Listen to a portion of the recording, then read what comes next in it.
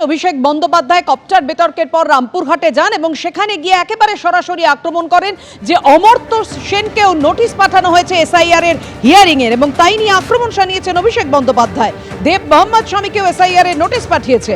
রামপুরহাটের সভায় বিজেপি ও কমিশনকে কড়া আক্রমণ অভিষেক বন্দ্যোপাধ্যায়।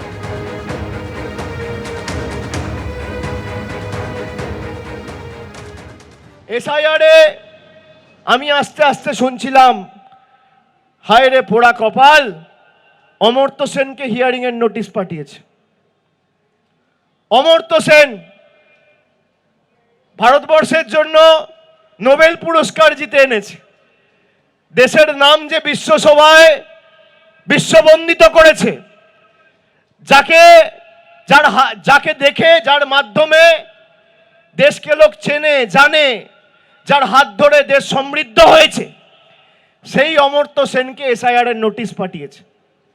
কালকে দেখছি বাংলা সিনেমার উজ্জ্বলতম নক্ষত্র অভিনেতা দেব, তাকে হিয়ারিং নোটিশ পাঠিয়েছে।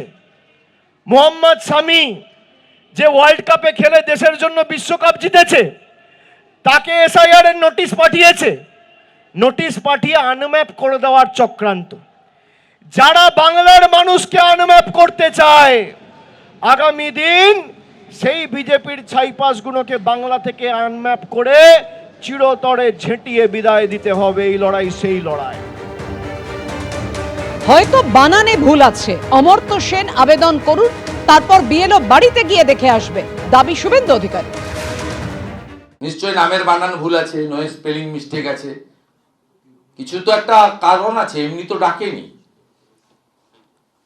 সহযোগিতা করা উচিত। 85 বছরের উপর যারা সিটিজেনশিপ তাদের ছাড় দিয়েছে, তার মধ্যেও যারা বলছেন, যেমন মাননীয় প্রাক্তন মন্ত্রী কান্তি গাঙ্গুলি বাড়িতে হিয়ারিং করলেন, ডেকে পাঠান, আসার দরকার। ফোন করে বলুন আমি অসুস্থ, লোক পাঠিয়ে দেবে, তো বিএলও গিয়ে করে নিয়ে চলে আসবে। রানাঘাটের সভায় দিলীপ ঘোষের মুখে শুভেন্দু অধিকারীর নন্দীগ্রাম জয়। নন্দীগ্রাম কান মূলে বাড়ি পাঠিয়ে দিয়েছে। নন্দীগ্রাম নিয়ে মমতা বন্দ্যোপাধ্যায়কে আক্রমণ শানিয়েছেন দিলীপ ঘোষ।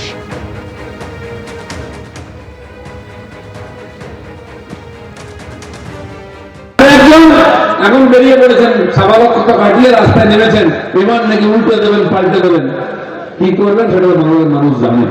তাই এসআইআরই আমরা বুঝেছি, দিদিমণির যে ভবানীপুর থেকে যেতেন, সেখানে 44,000 নাম বাদ গেছে। উনি কত ভোটে যেতেন, কেন যেতেন আমরা জানলাম। যে নন্দীগ্রামে গেলেন, ওখানকার লোক কানগুলে বাড়ি পাঠিয়ে দিল দিয়ে। ওখানে মাত্র 10,000 মৃত ভোটার ছিল, জিততে পারলেন না। ভুয়ো ভোটার দিতে, তার খুব প্রিয় ভাই মেয়র ববি হাকিম, তার এলাকায় 66,000 বেরিয়েছে ভুয়ো ভোটার। বুঝতে পারো তার আসলে 20, 25, 30% ভুয়ো ভোটার আছে। এই যে 3 বার জিতেছে টিএমসি, পুরোটা ভুয়ো ভোটারের ভোটে জিতেছে। সিপিএম তাই করতো। এবিপি আনন্দ, এগিয়ে থাকে, এগিয়ে রাখে।